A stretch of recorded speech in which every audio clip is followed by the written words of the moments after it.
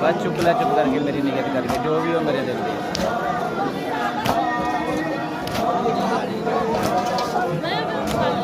मोहसिन, ये दायरे को कमरे देनी है, कम से कम इनकी ना